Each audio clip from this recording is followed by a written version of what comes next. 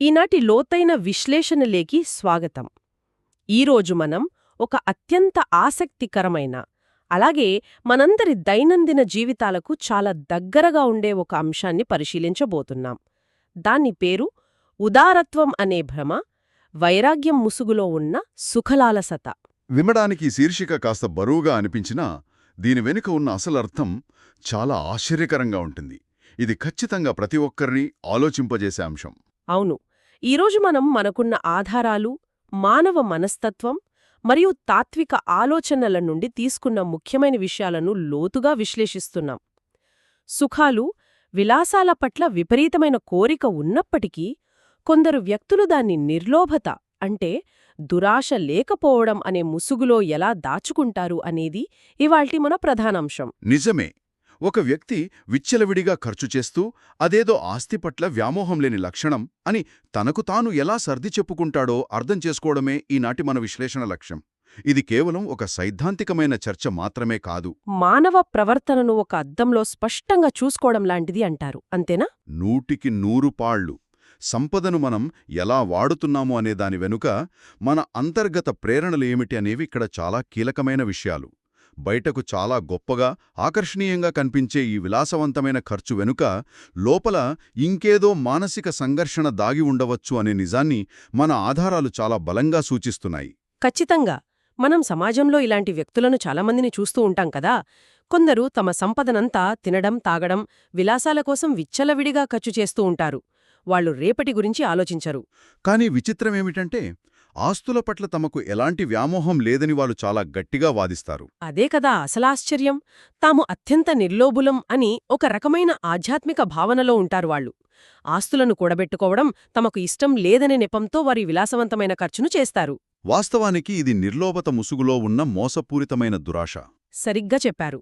అసలు ఒక మనిషి ఇంత ఖర్చు చేస్తూ కూడా తనను తాను ఒక త్యాగధనుడిలా ఎలా ఊహించుకోగలడు?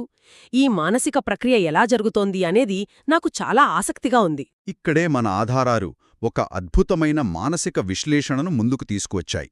దీని వెనుక సంజ్ఞానాత్మక అసామరస్యం అనబడే ఒక సంక్లిష్టమైన మానసిక స్థితి దాగి ఉంది. అంటే కాగ్నిటివ్ డిసోనెన్స్ అనమాట. సంజ్ఞానాత్మక అసామరస్యం వినడానికి చాలా పెద్ద పదంగా ఉంది.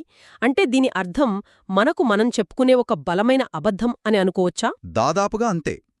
మానవ సహజం ఏమిటంటే మనలో ఉన్న లోపాలను మనం నేరుగా అంగీకరించలేం. అది మన ఆహానికి, మన ఈగోకి దెబ్బ. ఈ వ్యక్తులలో ప్రాథమికంగా క్రమశిక్షణా రాహిత్యం ఉంటుంది. అంటే తమ కోరికలను, ప్రలోభాలను నియంత్రించుకునే సామర్థ్యం వారికి ఉండదన్నమాట. అవును. ఒక కోరిక కలగగానే దాన్ని వెంటనే తీర్చేసుకోవాలనే ఒక రకమైన ఆతృత వారిలో ఉంటుంది. తమలో క్రమశిక్షణ లేదని, కోరికలను ఆపుకోలేకపోతున్నామని ఒప్పుకోవడమనేది మానసికంగా చాలా బాధాకరమైన విషయం. కాబట్టి ఆ బాధ నుండి తప్పించుకోవడానికి వారి మెదడు ఒక రక్షణ కవచాన్ని సృష్టిస్తుంది. తమలో క్రమశిక్షణ లేదనే నిజాన్ని ఎదుర్కోవడం ఇష్టం లేక దానికి ఒక అందమైన పేరు పెట్టుకుంటారు. ఆ క్రమశిక్షణ రాహిత్యాన్ని ఒక నైతిక మరియు ఆధ్యాత్మిక లక్షణంగా వారు మార్చుకుంటారు. ఖచ్చితంగా. నాకు డబ్బు మీద ఆశ లేదు, భవిష్యత్తు కోసం కూడబెట్టే పిసినారితనం నాకు లేదు, అందుకే నేనిలా ఖర్చు చేస్తున్నాను అని తమను తాము నమ్మించుకుంటారు. దీన్నే వారు నిర్లోభత అని భ్రమపడతారు. కానీ వాస్తవాన్ని లోతుగా పరిశీలిస్తే అది ఆస్తి పట్ల విరక్తి ఏమాత్రం కాదు కదా. ఏమాత్రం కాదు. అది కేవలం తక్షణ ఇంద్రియ సుఖాల కోసం పడే మరొక రకమైన దురాశ మాత్రమే అని మన ఆధారాలు స్పష్టం చేస్తున్నాయి. అంటే డబ్బు పట్ల దురాశ లేదని చెబుతూనే ఆ డబ్బుతో కొనుక్కునే సుఖాల పట్ల విపరీతమైన దురాశను కలిగి ఉంటారు. ఇది వినడానికి చాలా ఆశ్చర్యంగా ఉంది, పైగా చాలా విరుద్ధంగా కూడా ఉంది కదా. అవును, ఇదొక పెద్ద వైరుధ్యం. తక్షణ ఇంద్రియ సుఖాల కోసం క్షణికానందంతో సంపడే ఆరాటాన్ని నిర్లోభత అనే అందమైన పదంతో కప్పిపుచ్చుకోవడమనేది చాలా తెలివైన ఒక మానసిక ఎత్తుగడ. కానీ ఇక్కడ నాకొక సందేహం వస్తుంది. నిజంగానే ఆస్తుల పట్ల ఆసక్తి లేక, ఏ వ్యామోహం లేకుండా ప్రశాంతంగా బతికే వ్యక్తులు కూడా ఉంటారు కదా. ఈ నకిలీ నిర్లోభతకు, నిజమైన నిర్లోభతకు మధ్య ఉన్న వ్యత్యాసాన్ని మనం ఎలా గుర్తించాలి? అసలు వారి మనస్సులో ఏముందో మనమెలా అంచనా వేయగలం? ఆ వ్యత్యాసాన్ని గుర్తించడం చాలా ముఖ్యం. దీనికి సంబంధించి ఒక స్పష్టమైన పట్టికను, కొన్ని కొలమానాలను మనం పరిశీలించవచ్చు. మొదటిగా మనం చూడాల్సింది వారి అంతర్గత ప్రేరణ ఏమిటి అనేది. మోటివేషన్ అంటారు కదా, అది. అవును, ప్రేరణ. నిజమైన నిర్లోభతలో ప్రధానమైన ప్రేరణ అంతర్గత శాంతి మాత్రమే. భౌతిక అవసరాల పట్ల ఆసక్తి లేకపోవడం, ఉన్న కొద్దిపాటి వనరులతో పూర్తిగా సంతృప్తి చెందడం అక్కడ మనకు స్పష్టంగా కనిపిస్తుంది. అంటే వారికి ఇతరుల గుర్తింపు అవసరం లేదు. తాము ఎంత త్యాగం చేస్తున్నామో నలుగురికి చెప్పుకోవాల్సిన పని వారికి లేదు. ఖచ్చితంగా లేదు. కాని ఈ నకిలీ నిర్లోభతలో అంతర్గత శాంతి అనేది అస్సలుండదు. దానికి బదులుగా కేవలం శారీరక సౌకర్యాల పట్ల, తాత్కాలిక సుఖాల పట్ల విపరీతమైన కోరికుంటుంది. అంతేకాదు, సమాజంలో తమకంటూ ఒక ప్రత్యేకమైన సామాజిక హోదాను ప్రదర్శించుకోవాలనే అహం కూడా దీని వెనక ఒక బలమైన ప్రేరణగా పనిచేస్తుంది కదా. తాము ఎంత గొప్పగా ఖర్చు చేస్తున్నామో నలుగురు చూడాలనే తాపత్రయం వీరిలో ఉంటుంది. సరిగ్గా చెప్పారు. అంటే నిజమైన నిర్లోభత నిశ్శబ్దంగా ఉంటుంది. కాని ఈ నకిలీ నిర్లోభతకు ఎప్పుడూ ఒక ప్రేక్షక సమూహం కావాలి. ఇదొక చాలా ఆసక్తికరమైన పాయింట్. దీన్ని బట్టి చూస్తే ఆర్థిక వనరులను వారు ఎలా చూస్తారు అనే దృక్పథం కూడా పూర్తిగా భిన్నంగా ఉంటుందని మనం సులభంగా ఊహించవచ్చు. అవును, ఆర్థిక దృక్పథంలో ఉన్న తేడానే వారి అసలు నైజాన్ని బయటపెడుతుంది. వనరులను కేవలం కనీస అవసరాలకు మాత్రమే ఉపయోగించడం అనేది నిజమైన నిర్లోభత లక్షణం. నిజమైన నిర్లోభత కలిగిన వ్యక్తులు వనరులనేవి పరిమితమని గ్రహిస్తారు. కాబట్టి వాటిని అత్యంత వివేకంతో కేవలం అవసరాలకు మాత్రమే వాడుతారు, లేదా నిజంగా కష్టాల్లో ఉన్న ఇతరులకు సాయం చేయడానికి వాడతారు. ఖచ్చితంగా. కాని ఈ నకిలీ స్థితిలో ఉన్నవారు తమ వనరులను ఒక వేడుకలా భావిస్తారు, విచ్చలవిడిగా ఖర్చు చేస్తారు. వారి దృష్టిలో డబ్బు అనేది కేవలం తమ కోరికలను తీర్చే ఒక ఇంధనం మాత్రమే. అయితే ఈ ప్రవర్తన అంతటితో ఆగిపోదు కదా. వారు తమ గురించి తాము ఏమనుకుంటున్నారు అనే దానితో పాటు ఇతరులను ఎలా చూస్తున్నారు అనేది కూడా ఇక్కడ గమనించాల్సిన విషయం.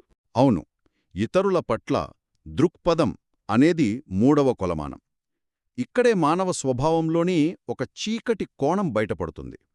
ఎవరైనా పొదుపుగా ఉంటే, జాగ్రత్తగా ఖర్చు చేస్తుంటే ఈ విలాస పురుషులు వారిని చాలా చులకనగా చూస్తారని మన ఆధారాలు విశ్లేషిస్తున్నాయి. ఇదెలా జరుగుతుందసలు? ఎందుకంటే పొదుపు చేయడం మంచి విషయమే కదా. నిజమైన నిర్లోభులు ఎప్పుడూ ఇతరుల పొదుపును, వారి సరిహద్దును గౌరవిస్తారు. ఎవరైనా భవిష్యత్తు కోసం ప్రణాళిక వేసుకుంటే వారి వివేకాన్ని అభినందిస్తారు. కాని ఈ విలాస పురుషులు మాత్రం అలా పొదుపుగా ఉండే విజ్ఞులను చూసి పిసినారులు అని ముద్రవేస్తారు. జీవితాన్ని ఆస్వాదించడం చేతకానివారు అని అవమానిస్తారు. సమాజంలో వారిని తక్కువ చేసి మాట్లాడటం ద్వారా తమ విచ్చలవిడితనాన్ని ఒక గొప్ప స్వేచ్ఛగా ప్రదర్శించుకునే ప్రయత్నం చేస్తారు. ఇదొక రకమైన ఆత్మరక్షణ అనుకోవచ్చు. ఎందుకంటే పక్కవారి క్రమశిక్షణను చూసినప్పుడు తమలో ఆ క్రమశిక్షణ లేదనే నిజం వీరికి అవగతమవుతుంది. ఆ నిజాన్ని అంగీకరించడం మానసికంగా చాలా కష్టం కాబట్టే ఇలా చేస్తారు. అయితే ఇదంతా బాగానే ఉన్నా దీర్ఘకాలంలో దీని ఫలితం ఎలా ఉంటుంది అనేది నాలుగవ కొలమానం. యువకులుగా ఉన్నప్పుడు, చేతిలో డబ్బున్నప్పుడు ఈ నాటకం బాగానే సాగుతుంది కదా. కాని జీవితం ఎప్పుడూ ఒకేలా ఉండదు గదా. దీర్ఘకాలిక ఫలితమనేది ఈ నకిలీ నిర్లోభతకు అతిపెద్ద శిక్షలాంటిది. నిజమైన నిర్లోభత అనేది దీర్ఘకాలంలో, ముఖ్యంగా వృద్ధాప్యంలో మనిషికి స్థిరత్వాన్ని, భద్రతను ఇస్తుంది. ఎందుకంటే వారు ముందునుంచి తక్కువ అవసరాలతో జీవించడం అలవాటు చేసుకున్నారు కాబట్టి వారికి వృద్ధాప్యంలో పెద్దగా ఇబ్బంది ఉండదు. అవును. కాని ఈ నకిలీ నిర్లోభత ఒక మనిషిని వృద్ధాప్యంలో అత్యంత దీనస్థితికి నెట్టివేస్తుందని ఆధారాలు స్పష్టం చేస్తున్నాయి. సంపాదించే శక్తి తగ్గిపోయిన తర్వాత వీరు ఇతరుల మీద ఆధారపడాల్సి వస్తుంది. ఎవరినైతే వీరు యవ్వనంలో పిసినార్లు అని ఎగతాళి చేశారో వృద్ధాప్యంలో తిరిగి వారి వద్దకే వెళ్లి సాయం అడగాల్సిన పరిస్థితి వస్తుంది. అంటే యవ్వనంలో ఆడే ఈ వేదాంత నాటకం వయస్సు మళ్లిన తర్వాత కన్నీటిగాథగా మారుతుందన్నమాట. అసలు మనుషులు ఈ వలలో ఇంత సులువుగా ఎలా చిక్కుకుంటారు అనేది ఇక్కడొక పెద్ద ప్రశ్న. ఎందుకంటే ఇది స్పష్టంగా కనిపించే ప్రమాదం. అయినా సరే ఉద్దేశపూర్వకంగా ఆ ప్రమాదంలోకి నడుచుకుంటూ వెళ్తారు. మన విశ్లేషణలో ఈ వలలను 2 విధాలుగా వర్గీకరించారు. దాన్ని 2-fold ట్రాప్ అంటారు. అందులో మొదటి వల గురించి ఇందాక మనం కొద్దిగా మాట్లాడుకున్నాం.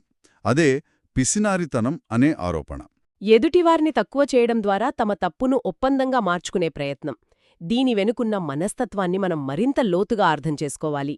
ఈ మొదటి వల అనేది ఒక సైకలాజికల్ డిఫెన్స్ మెకానిజం లాగా పనిచేస్తుంది.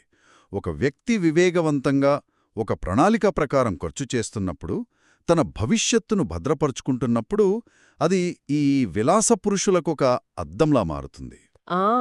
ఆ అద్దంలో వారి సొంత క్రమశిక్షణారాహిత్యం, వారి బాధ్యతారాహిత్యం వారికి స్పష్టంగా కనిపిస్తాయి. ఆ నిజం వారికి భయాన్ని, అపరాధభావాన్ని కలిగిస్తుంది కదా. ఖచ్చితంగా. ఆ అపరాధ భావాన్ని తట్టుకోవడం చాలా కష్టం. కాబట్టి తమను తాము సమర్థించుకోవడం కోసం ఒక దొంగ నైతిక ఎత్తుగడను ప్రదర్శిస్తారు. వివేకవంతంగా ఖర్చు చేసేవారిని పిసినారులు అని ముద్రవేస్తారు. తమలో క్రమశిక్షణ లేదని ఒప్పుకోవడం కంటే పక్కవారి క్రమశిక్షణను ఎగతాళి చేయడం వీరికి సులువు. ఇది కేవలం ఎదుటివారిని కించపరచడం కాదు, తమను తాము ఓదార్చుకునే ఒక ప్రయత్నం. అద్భుతమైన విశ్లేషణ ఇది. అంటే వారు ఎదుటివారి మీద చేసే విమర్శ వాస్తవానికి వారి సొంత భయాలకు ప్రతిరూపమన్నమాట. తమ లోపాలను అంగీకరించలేని నిస్సహాయత అది. ఇక ఇందులో రెండవ వల కూడా చాలా ఆసక్తికరంగా ఉంది. అదే వర్తమానం అనే భ్రమ. వీరు కేవలం ప్రస్తుత క్షణంలో పొందే ఆనందమే నిజమనే భ్రమలో బతుకుతుంటారు కదా. అవును, రేపటి గురించి ఎవడికి తెలుసు, ఈ రోజును ఆస్వాదించు అనే ఒక మత్తులో ఉంటారు. దీనివల్ల వారు అసలు వాస్తవాలను పూర్తిగా విస్మరిస్తారు. వీరు సమయానికి సంబంధించిన ఒక తీవ్రమైన తప్పుడు లెక్కలు చిక్కుకుంటారు. వర్తమానంలో జీవించడం అనే ఒక అందమైన తాత్విక భావనను తమ విచ్చలవిడితనాన్ని సమర్థించుకోవడానికి వాడుకుంటారు. కాని ఇక్కడ వారొక పెద్ద జీవశాస్త్ర మరియు ఆర్థిక సత్యాన్ని అస్సలు పట్టించుకోరు. అదేమిటంటే మనిషికి డబ్బు సంపాదించే సామర్థ్యమనేది జీవితాంతం ఒకేలా ఉండేదు. అదొక పరిమితమైన వనరు. Earning power is a finite resource. శరీరం ఎప్పుడూ ఒకే శక్తితో ఉండదు. పరిస్థితులు ఎప్పుడూ ఒకేలా ఉండవు. ఆర్థిక వ్యవస్థ ఎప్పుడూ స్థిరంగా ఉండదు. ఈ పరిమిత వనరు అనే కఠినమైన వాస్తవాన్ని అంగీకరించడానికి వారి మనసు తీవ్రంగా నిరాకరిస్తోంది. అందుకే ఈ క్షణంలో ఆనందించడమే జీవితం అనే భ్రమను సృష్టించుకుని భవిష్యత్తు అనే ఒక వాస్తవం రాబోతోంది అనే నిజాన్ని కళ్ళు మూసుకుని మరీ దాటవేస్తారు. నిజమే. ఈ భ్రమలన్నీ పటాపంచలైన తరువాత, అంటే వయసు మీదపడి సంపాదించే శక్తి తగ్గిపోయిన తర్వాత ఎదురయ్యే విషాదం గురించి మనం తప్పకుండా మాట్లాడుకోవాలి. ఎందుకంటే జీవితంలో ఒక దశకు చేరుకున్నాక ఆదాయ మార్గాలు తగ్గిపోతాయి లేదా ఆగిపోతాయి. అప్పుడు కేవలం ఖర్చు చేసే అలవాటు మాత్రమే మిగులుతుంది. కానీ దాన్ని భరించే ఆర్థిక బలం ఉండదు. భవిష్యత్తు కోసం ఒక నిల్వ లేకపోవడం వల్ల వచ్చే ఈ కష్టాల గురించి మన ఆధారాలు కూడా చాలా స్పష్టంగా ప్రస్తావించాయి కదా. అవును, ఆ వృద్ధాప్యపు దీనస్థితి ఎంత భయంకరంగా ఉంటుందో మనం అర్థం చేసుకోవాలి. అది నిజంగా ఒక పీడకల లాంటి వాస్తవం. యవ్వనంలో చేతిలో సంపద ఉన్నప్పుడు తమను తాము గొప్ప వేదాంతులుగా, డబ్బు పట్ల ఎలాంటి ఆశ లేనివారిగా భావించినవారు వృద్ధాప్యం వచ్చేసరికి పూర్తిగా నిస్సహాయులుగా మిగిలిపోతారు. చేతిలో సంపద లేదు, సంపాదించే శక్తి అంతకంటే లేదు. జీవితాంతం విలాసాలకు అలవాటుపడిన శరీరం ఆ సుఖాలు లేకపోతే భరించలేనంతగా తయారవుతుంది కదా. ఖచ్చితంగా. భవిష్యత్తు కోసం ఎలాంటి నిల్వ చేసుకోకపోవటం వల్ల తమ కనీస అవసరాల కోసం కూడా ఇతరుల మీద ఆధారపడాల్సొస్తుంది. ఇక్కడ ఒక లోతైన సత్యమేమిటంటే, ఎవరైతే తమ యవ్వనంలో విచ్చలవిడిగా ఖర్చు చేస్తారో వారే వాస్తవానికి సంపద పట్ల అత్యంత తీవ్రమైన వ్యామోహంతో ఉన్నట్లు లెక్క. ఎందుకంటే ఆ సంపద కొనిచ్చే ఆడంబరాలకు, సుఖాలకు వారు పూర్తిగా బానిసలైపోయారు కాబట్టి. ఆ సుఖాలు లేని ఒక సాధారణ జీవితాన్ని వారు కలలో కూడా ఊహించుకోలేరు. డబ్బు మీద ఆశ లేదన్న వాళ్లే చివరికి ఆ డబ్బు లేకపోతే బతకలేని స్థితికి చేరుకుంటారన్నమాట. ఇదొక ఛేదు నిజం. మరి ఈ సమస్యకు పరిష్కారమేమిటి? నిజమైన స్వేచ్ఛను, ప్రశాంతతను ఎలా పొందాలి? ఇక్కడే మనం బుద్ధుని బోధనలను అన్వయించుకోవాల్సిన అవసరముంది. అవును, బుద్ధుని బోధనల ద్వారా ఈ సంక్లిష్టమైన మానసిక సమస్యకు ఒక అద్భుతమైన, సరళమైన పరిష్కారం దొరుకుతుంది. మనం ఒక భిక్షువు జీవితాన్ని ఇక్కడొక అత్యుత్తమ ఉదాహరణగా తీసుకోవచ్చు. బుద్ధుని బోధనల ప్రకారం నిజమైన నిర్లోభత అంటే అర్థం ఏమిటి? ఉన్న కొద్దిపాటి వనరులతో ఒక భిక్షువు ఎలా సంతృప్తి చెందుతాడు అనేది మనం గమనించాలి. ఒక భిక్షువు జీవితం మనకు నిజమైన నిర్లోభతకు అద్దం పడుతుంది. బుద్ధుని బోధనల సారాంశం కూడా ఇదే కదా. భిక్షువు తన అవసరాలను ఎంతగా పరిమితం చేసుకుంటే అంత గొప్ప శాంతిని పొందుతాడు. సమాజం దృష్టిలో ఒక భిక్షువు దగ్గర ఏమీ ఉండకపోవచ్చు, కాని వాస్తవానికి అతని దగ్గర అన్నీ ఉన్నట్లే. ఎందుకంటే అతనికి బయట ప్రపంచం నుండి, వస్తువుల నుండి ఏమీ అవసరం లేదు. భిక్షువుకు బాహ్య ప్రపంచంలోని విలాసాల మీద ఆధారపడాల్సిన అవసరం ఏమాత్రం లేదు. అతని శాంతి ఎప్పుడూ వస్తువుల మీద ఆధారపడి ఉండదు. అది కేవలం మనసులోని స్థిరత్వం మీద మాత్రమే ఆధారపడి ఉంటుంది. కాని ఈ విలాసపురుషులకు ఆ మనోబలం ఉండదు. వారు ఎప్పుడూ తమ శాంతిని బయట దొరికే వస్తువులలో, కొనుక్కునే తాత్కాలిక సుఖాలలో వెతుక్కుంటారు. ఆ వస్తువులు ఉన్నంతవరకే వారి శాంతి నిలుస్తుంది. అవి మాయమవగానే వారి శాంతి కూడా ఆవిరైపోతుంది. భిక్షువు ఉదాహరణ ఈ విషయాన్ని చాలా లోతుగా, స్పష్టంగా అర్థం చేసుకునేలా చేస్తుంది. బయటకు చూస్తే విచ్చులవిడిగా ఖర్చు చేసే వ్యక్తి అనుభవించే స్వేచ్ఛ చాలా గొప్పగా కనిపిస్తుంది కదా. అతను ఎక్కడికైనా వెళ్ళగలడు, ఏమైనా కొనగలడు అని మనం అనుకుంటాం. కాని లోతుగా గమనిస్తే అతను తన కోరికలకు బానిస. తన కోరికలు ఏది చెబితే అది చేయాల్సిన ఒక బానిస బతుకు అతంది. మరోవైపు ఒక భిక్షువు ఏమీ లేనివాడిలా కనిపిస్తాడు. ఒకే చోట స్థిరంగా ఉంటాడు. కాని తన అవసరాలను పూర్తిగా పరిమితం చేసుకోవడం వల్ల, కోరికలు లేకపోవడం వల్ల అతను అత్యంత స్వేచ్ఛగా ఉంటాడు. ఏ కోరిక అతన్ని శాసించలేదు. కాబట్టి ప్రశాంతంగా జీవించడానికి మనకు ఎంత తక్కువ అవసరం ఉందనేదే ఒక మనిషి సాధించగల నిజమైన జ్ఞానం అని మనం ఖచ్చితంగా ఒక నిర్ధారణకు రావచ్చు. 100% పాళ్ళు సత్యమైన మాట. సంపదను ఎలా ఖర్చు చేస్తున్నామన్నది మన వ్యక్తిత్వాన్ని నిర్ణయించదు. ఆ సంపద లేనప్పుడు కూడా మన మనసు ఎంత ప్రశాంతంగా, ఎంత స్థిరంగా ఉండగలదు అన్నదే మన నిజమైన వ్యక్తిత్వాన్ని, మన వివేకాన్ని నిర్ణయిస్తుంది. అవసరాలను జయించడమే అత్యున్నతమైన స్వేచ్ఛ అని బుద్ధుని బోధనలు మనకు స్పష్టంగా వివరిస్తున్నాయి. ఒక వస్తువు లేకపోతే మనం బతకలేము అనిపించినప్పుడు మనం ఆ వస్తువును వాడుతున్నట్లు కాదు, ఆ వస్తువు మనల్ని వాడుకుంటున్నట్లు లెక్క కదా. ఈ నిజాన్ని గ్రహించిన నాడు విచ్చలవిడితనమనేది ఎంతటి అజ్ఞానమో మనకర్థమవుతుంది.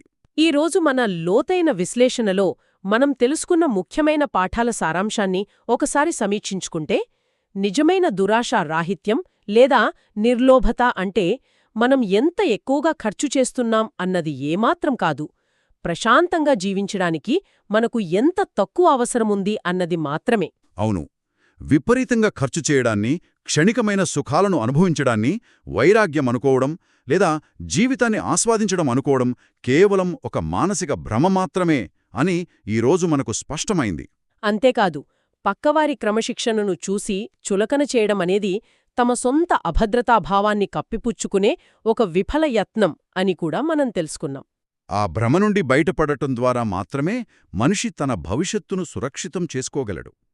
తక్షణ ఆనందం కోసం పాకులాడే మనస్తత్వాన్ని విడిచిపెట్టి భవిష్యత్తు పట్ల ఒక స్పష్టమైన ప్రణాళికను కలిగి ఉండటం అనేది పిసినారితనం కాదు, అదొక అత్యున్నతమైన వివేకం. ఈ వివేకాన్ని అలవర్చుకోవటం ద్వారా మాత్రమే మనం నిజమైన స్వేచ్ఛను, శాశ్వతమైన మానసిక ప్రశాంతతను కూడా పొందగలం. ఖచ్చితంగా చెప్పొచ్చు. ఈనాటి లోతైన విశ్లేషణను ముగించే ముందు మనమందరం అంతర్గతంగా ఆలోచించుకోవటానికి ఒక బలమైన ప్రశ్నను పరిశీలిద్దాం. ఈరోజు మనం విపరీతంగా కోరుకుంటున్నా, ఎంతో ఇష్టంగా కొనుక్కుంటున్నా ఈ తక్షణ ఆనందం రేపటి మన భవిష్యత్తు స్వాతంత్ర్యాన్ని నిశ్శబ్దంగా దొంగిలిస్తోందా? ఇది నిజంగా చాలా లోతైన ప్రశ్న. ఒకసారి ఆలోచించండి.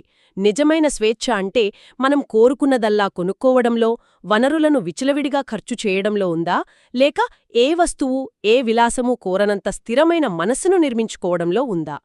ఈ బలమైన ఆలోచనతో ఈనాటి లోతైన విశ్లేషణను ఇక్కడితో ముగిద్దాం. మళ్లీ మరొక ఆసక్తికరమైన అంశంతో కలుద్దాం.